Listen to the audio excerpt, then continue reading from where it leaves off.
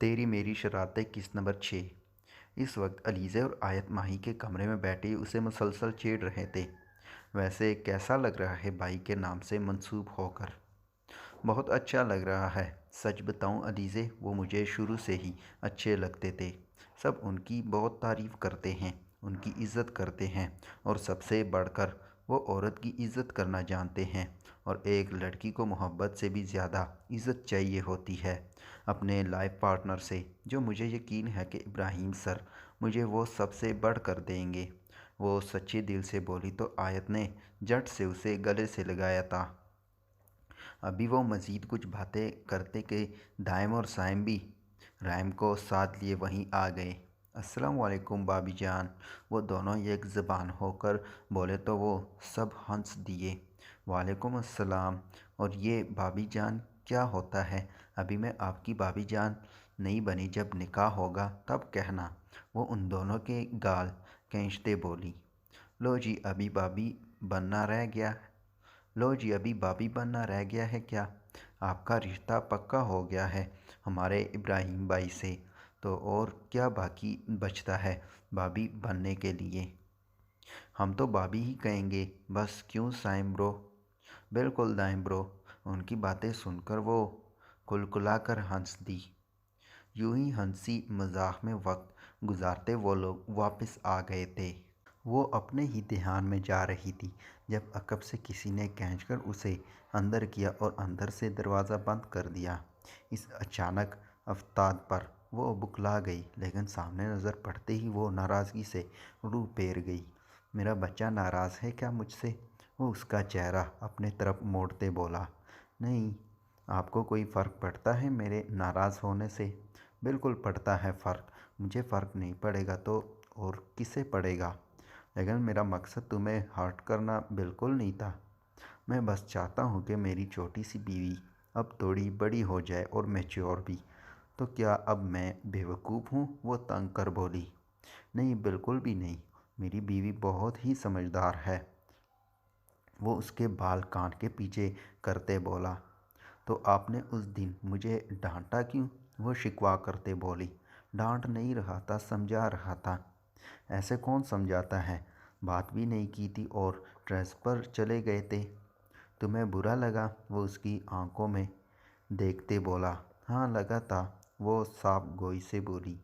Sorry, वो उसका माथा चूमते उसे सीने से लगाते बोला। वो भी उसके गिर्द खसार बांधते मुस्कुरा दी। आप सॉरी ना बोले सालार, मुझे अच्छा नहीं लगता, लेकिन मेरी ज़िंदगी मुझसे नाराज़ थी तो सॉरी तो बनता है ना। वो उसका सर चूमते बोला। नाराज़ नहीं थी, बस दिल दुखा था थोड़ा सा आपके रवैये पर। आइंदा ऐसा नहीं होगा। कभी मेरी कोई बात बुरी लगे तो फ़ौरन बता देना। यूँ मुझसे दूरी इख्तियार मत करना। आपसे दूर होकर मर ना जाऊँ मैं।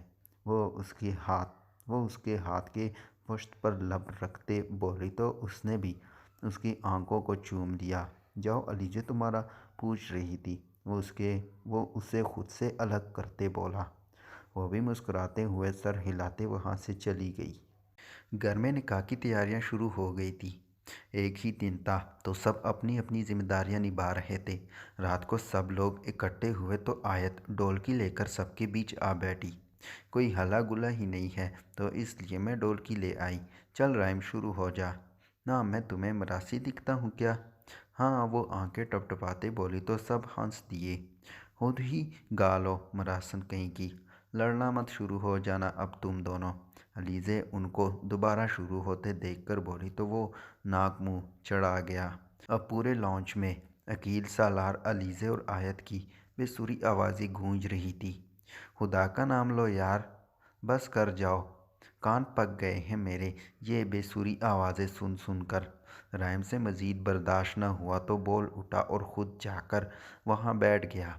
अब मैं गाऊँगा, सुनना तुम लोग। वो आस्तीनें ऊपर चढ़ाते बोला। अबे गाना गाना है या लड़ाई करनी है? आस्तीनें क्यों ऊपर चढ़ा रहे हो? अलीज़े बोली। चुप करके बैठो, तुम बड़ी आई माधुरी दीक्षित। बस फिर क्या था? एक बार फिर लॉन्च उन बेसुरी आवाज़ों से गूंज उठा। निकाह की तकरीब बहुत ही सादगी से मनाई जा रही थी। बस कुछ ही जानने वाले लोग ही थे वहाँ जिनको बुलाया गया था। कुछ ही देर में मौलवी साहब की आमद हुई तो रऊफ़ साहब से इजाज़त लेते निकाह शुरू किया गया।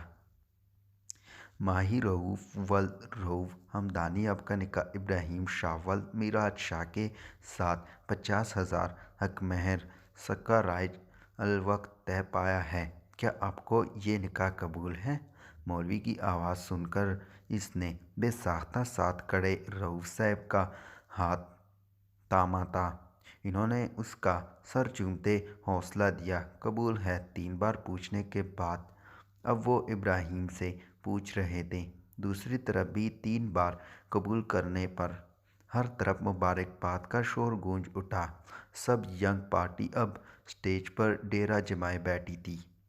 Welcome to the Shah family, भाभी जान साइम और दाइम बोले तो सब मुस्कुरा दिए। बहुत शुक्रिया, वो उनके गाल चूमते मुस्कुरा कर बोली। तो कैसा लग रहा है भाई आपको ये फांसी का फंदा, मतलब ये शादी के हार? राइम ने इब्राहिम की गोरी पर जुमला दुरुस्त करते पूछा। बहुत अच्छा लग रहा है। हाँ, शुरू शुरू में सबको अच्छा ही लगता है। सालार आयत को देखते बोला तो वो उसको गौर भी ना सकी। वैसे ब्यूटिशियन को भी सलाम पेश करना चाहिए, बंदे को क्या से क्या बना देती है। रहम अलीज़े को देखते बोला तो अलीज़े ने ज़ोर से अपना हील वाला पाँव ज़ोर से उसके पाँव पर मारा। औच चुड़ैल कहीं की, वो अपना पैर देखते बोला। ड्रामेबाज कहीं के, वो भी दू बदू बोली।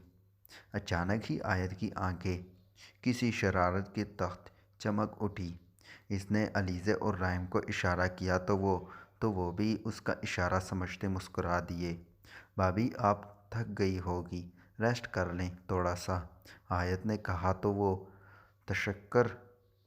तशक्कर से उसे देखती उठ गई। उसे रूम पहुंचाने के बाद उसने राइम को मैसेज किया और ख़ुद उसे रेस्ट करने का कहती बाहर चली गई। थोड़ी ही देर गुजरी थी जब दरवाज़ा खुलने और बंद होने की आवाज़ आई।